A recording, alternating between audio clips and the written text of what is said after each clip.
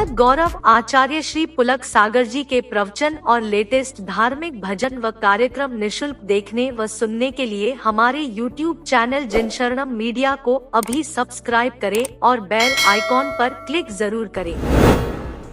मान्यवर, जीवन को समझना है। वक्त से पहले समय पर हर काम होना चाहिए। समय बीता, अवसर गया। यदि राज दशरथ तुरंत राम का राज्याभिषेक कर देते, सुबह का इंतजार नहीं करते, मुहूर्त टल गया, 14 वर्ष तक सिंहासन दूर हो गया। ध्यान रखना। आपसे मेरा निवेदन है, कोई मुहूर्त की चिंता मत करो। जब मन में पवित्रता के भाव आ जाएं, तभी साधना में डूब जाना चाहिए। ध्यान रखना।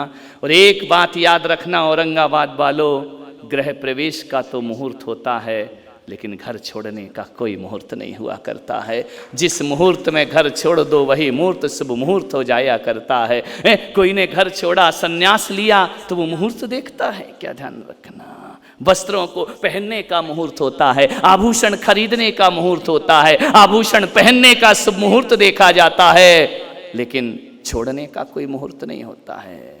जब तेरी डोली उठा ली जाएगी, बिन मुहूर्त के उठा ली जाएगी। यमराज कोई मुहूर्त देखेगा? हाँ, लेंगे दीक्षा, करेंगे सन्यास, छोड़ेंगे घर, अभी नहीं, अभी नहीं, वो कभी नहीं। ध्यान रखना, विचार करना है।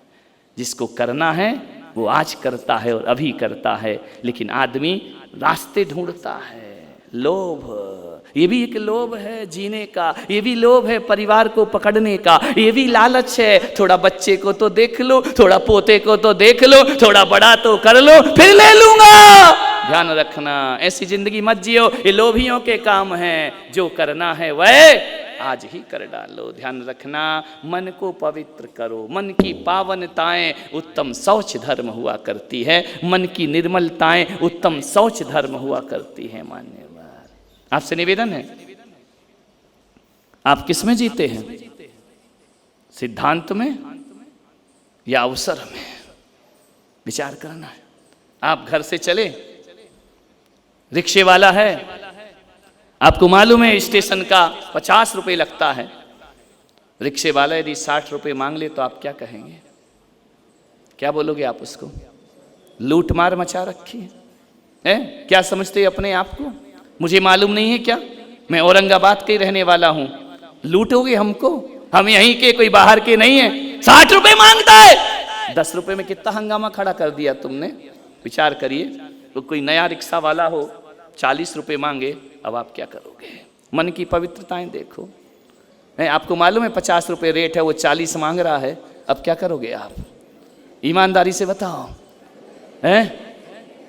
बैठ के चल दोगे ना? जय हो उत्तम शौच धर्म की। बोले अच्छा बुद्धू बना, 40 में ले आया, 4 को और बताओगे? अरे मजा आ गया 40 में। 10 रुपये वो ज्यादा ले ले तो लूट मार होती है, और 10 रुपये तुम ना दो तो ईमानदारी साहूकारी हुआ करती है। यदि उत्तम शौच वाले थे तो आपका फर्ज बनता है कि बेटा तुझे मालूम नहीं है 50 रुपये लगते हैं, 10 रुपये में तुम कौन से करोड़पति हो जाते मेरे भाई। लेकिन मन की निर्मलता सामने आ जाती कि कितना निर्मल और ईमानदार हूं। जब 50 लगते हैं तो तू 40 क्यों ले रहा है? ध्यान रखना। 60 में आप लुटेरे हो जाता है वो रिक्शा वाला, 40 में तुम्हारे लिए भगवान हो जाता है। तुम्हारा 10 छूट गया तो तुम भगवान हो गए उसके लिए। मान्यवर सोचना। मैं अपनी बात समाप्त करता हूं। मेरा इंदौर में चातुर्मास था, बहुत पहले 2004 में। 4 में था। इंदौर के लोग बैठे हैं। मैं वहां पर रुका हुआ था।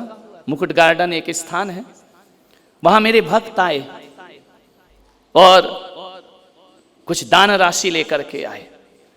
दान राशि भी ऐसी वैसी नहीं, 20 लाख रुपए का बैग लाए। और मालूम उस मती मारे ने मेरे साथ क्या किया? वो बैग लाके मेरे तख्त के नीचे डाल दिया। वो सोचा कि यार इससे ज्यादा सुरक्षित स्थान तो, बेटा तू तो मजे से घूम रहा, मैं रात भर जग रहा हूं, टेंशन मुझे दे गया उठा करके। ध्यान रखना, मेरी रात की नींद हराम, पैसा डला है, लेना देना मुझे कुछ नहीं है, छूना नहीं है, टच नहीं करना है। वो आराम से इंदौर घूम रहा, मैं आफत में पड़ा हूं। ध्यान रखना। मैं इनके आफत बाहर निकालो यहां से। ध्यान रखना। क्या लेना देना, फालतू की फोकट की चौकीदारी मेरी, लेना एक ना देना दो। एक भक्त आया 20 लाख रुपए लेकर के आया,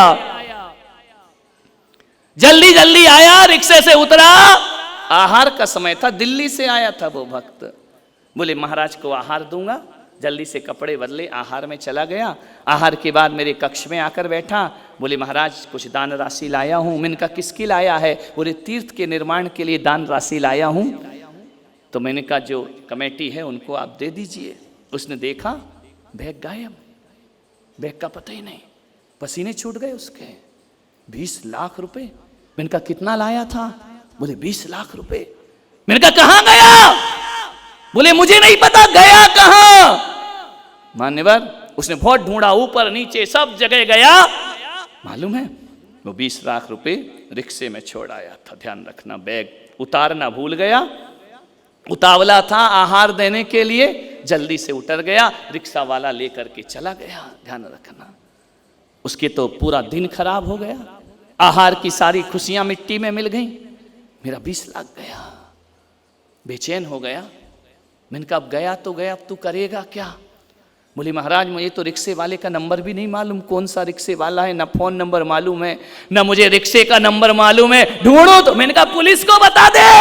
अरे 2 नंबर का पैसा पुलिस को बता दे, चेक थोड़ी लाया, चोर चोर की रिपोर्ट कहाँ लिखाएगा? ध्यान रखना।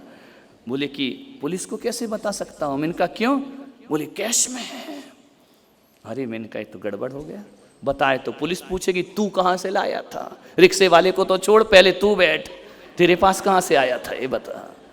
क्या करे वो, मरता क्या नहीं करता। बड़ा बेचैन हुआ। रात को 8 बजे रिक्शा वाला आया पूछते हुए। कमेटी के लोग नीचे बैठे थे। बोले भाई साहब एक सज्जन कहीं से आए थे मेरे रिक्शे में, उनका ये बैग रह गया था, मैं इसे वापस देता हूं। सोचना है आपको, वो चाहता तो अपनी दरिद्रता मिटा लेता, रिक्शा चलाता है। उसने कहा इस बैग में क्या है?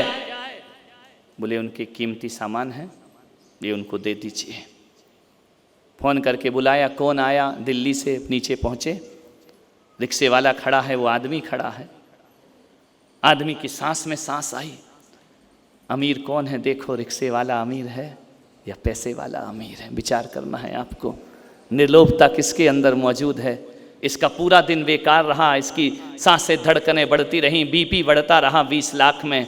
वो लौटाने आया, जबकि ये पागल है, जब ये देने ही आया है तो अब घबरा का क्यों रहा? बोले महाराज फिर दोबारा में फ़ोन आएगा कि पैसा दो। ध्यान रखना, विचार करिए।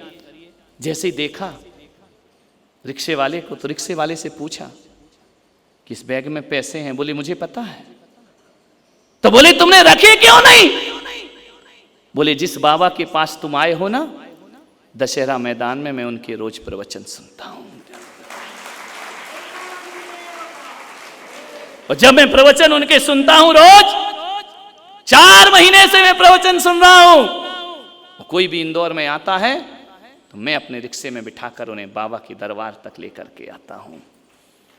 तो उसने कहा कि तुम्हारे भाव खराब नहीं हुए। बोले फिर प्रवचन सुनने का मतलब क्या रहा? मैंने ईमानदारी से आपके पैसे लौटाए, मुझे बाबा के दर्शन करा दो। मेरे पास कमरे में लाया।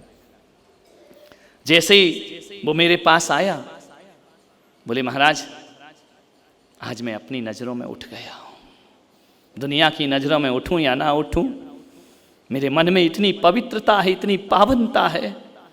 मैंने अपनी नीयत खराब नहीं की महाराज, नहीं तो ये सेठ तो जिंदगी भर भी ढूंढते तो मुझे ना ढूंढ पाते, कि ना मेरा नंबर ना मेरा कुछ।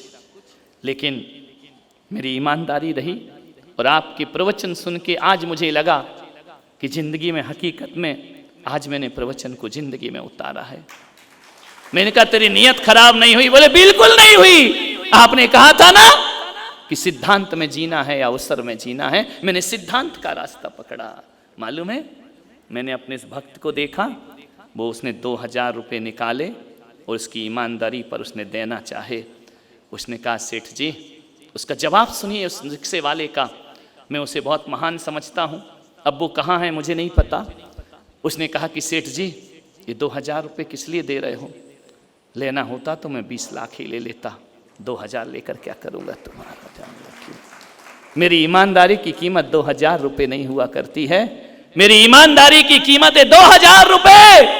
अरे मैं चाहता तो 20 लाख लेके अपने जीवन भर बैठ करके खाता।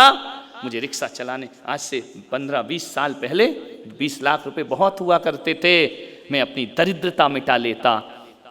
लेकिन नहीं, ये 2000 रुपये भी आप अपने पास रखिए। मान्यवर, उस दिन मुझे लगा कि अमीर ये नहीं, अमीर तो ये है अपनी जिंदगी में। पैसा जोड़ने वाला अमीर नहीं हुआ करता है। और इतनी अच्छी नीयत तो शायद अपनी नहीं होगी जिंदगी में। उसने कहा कि नहीं महाराज, पैसे की ज़रूरत नहीं है, बस आप अपनी पिच्छी मेरे सर पर रख दीजिए, मेरे जीवन का उद्धार हो जाएगा।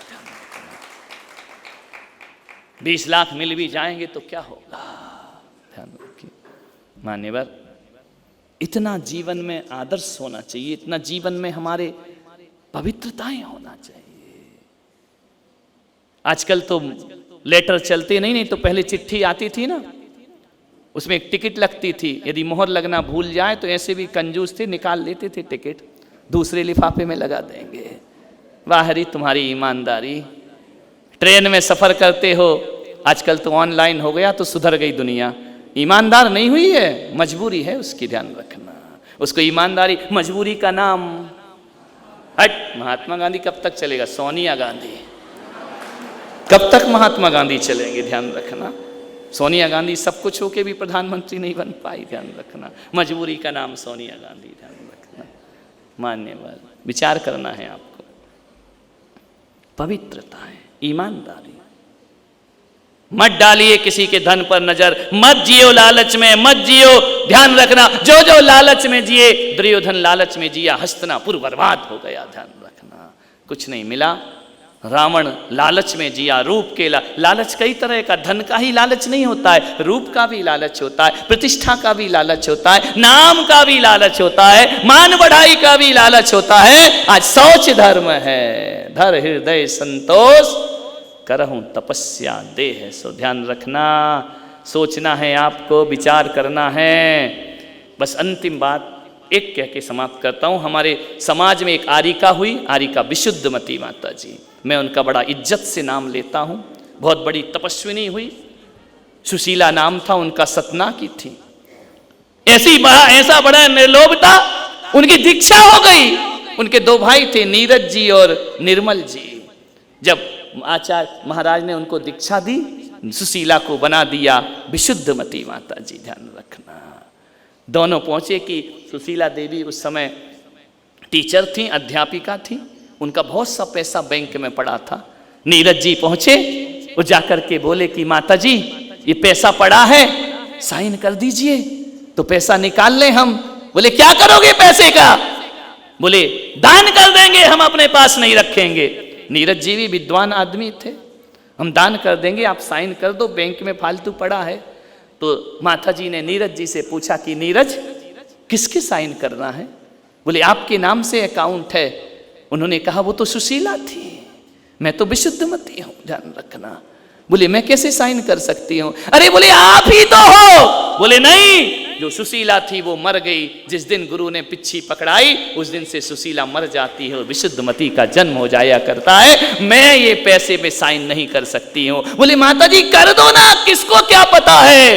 बोले किसी को पता हो या ना हो, मैं सुशीला में साइन कर सकती थी, लेकिन विशुद्धमती कभी सुशीला बन करके साइन नहीं कर सकती है। बोले वो पैसा बेकार में पड़ा है। बोले बेकार में क्यों पड़ा है? सरकार देती थी, सरकार वापस ले लेगी। ऐसा दान करने से क्या मतलब है कि सरकार का पैसा लिया और दुनिया में दान कर दिया, जाओ। विशुद्धमती कभी साइन नहीं करेगी, ध्यान रखना। ऐसी माता जी आरिकाएं, ऐसी आरिकाओं ने इतिहास लिखे हैं। मैं उनका बड़ी तेज थी, वो बड़ी ज्ञानी थी, लेकिन तेज तर्राट भी थी। एक बार मैंने उनके दर्शन किए, मैं ब्रह्मचारी था, मेरा मस्तक झुक गया उनके चरणों में। ध्यान रखना, इतनी पावन आरिकाएं इस धरती पर हुई हैं हमारी समाज में। उन्होंने मरते दम तक सुशीला नाम अपने ओंठों पर लाया नहीं, लौटा करके। ध्यान रखना, मैं विशुद्धमती हूं, थी और हमेशा।